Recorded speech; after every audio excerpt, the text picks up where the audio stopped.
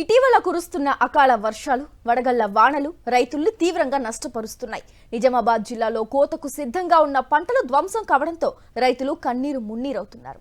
భారీ వర్షాలకు తోడు వడగళ్ల దెబ్బకు వరి, మొక్కజొన్న, కూరగాయల పంటలు తీవ్రంగా దెబ్బతిన్నాయి.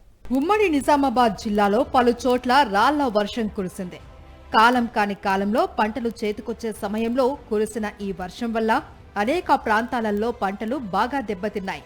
వరి, జొన్న, మొక్కజొన్న, కూరగాయల పంటలన్నీ ధ్వంసమయ్యాయి.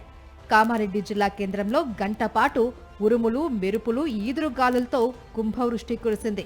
బిక్కనూరు, సదాశివనగర్ మండలాల్లోని పలు గ్రామాలలో పంటలు తీవ్రంగా దెబ్బతిన్నాయి. అకాల వర్షాల వల్ల దెబ్బతిన్న పంటలకు ప్రభుత్వం పరిహారం ఇవ్వాలి అని రైతులు డిమాండ్ చేశారు.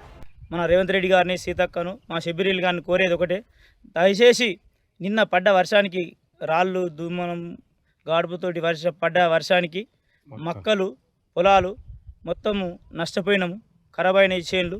దాన్ని మాకు తక్షణమే రైతులకు నష్టపరిహారం కింద మాకు 20 నుంచి 25 వేల రూపాయలు నష్టపరిహారం చెల్లించాలని కోరుకుంటున్నాను. 20-30 వేలు పెట్టినాం ఒక్క ఎకరకే. లాగోడి, దున్నకాలు, బీకలు అంటే మొత్తం 20-30 ఎకరాలు పెట్టినాం. 30 వేల దాకా పెట్టినాం. కానీ ఇప్పుడు మాకు 10,000 అన్న పంటనన్నా నాకు వచ్చేటట్లేదు.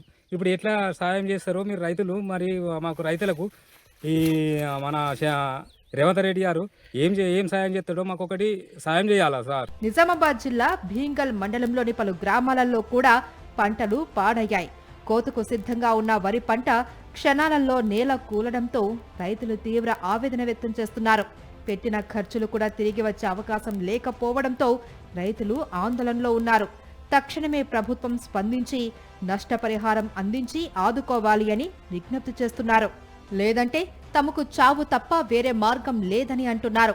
మామూలుగా మేము ఒక 4 లక్షల దాకా పెట్టుబడి పెట్టినాము. 3 నుంచి 4 లక్షలు పెట్టుబడి పెట్టినాము. ఇప్పుడు గవర్నమెంట్, ప్రభుత్వం కొంచెం ఆదుకుంటే బాగుంటుంది. లేదు అంటే ఇక మాకు ఏది తెలియదు. ఇక మాకు మేము ఒకటే దీని మీదనే ఆధారపడి ఉన్నాము, వ్యవసాయం మీదనే.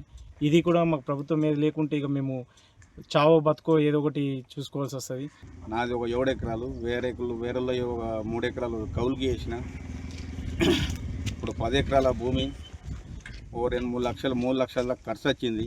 ఇప్పుడు అందులో అడ్లు ఏం వెళ్తాయో ఏం పోతాయో. ఇప్పుడు మేము ఎట్లా, మా పరిస్థితి ఏంది, మేము సచ్చుడా బతుకుడా, మాకేమన్నా గవర్నమెంట్ ఏమన్నా ఇస్తుందా మేము అని ఆశిస్తున్నాం.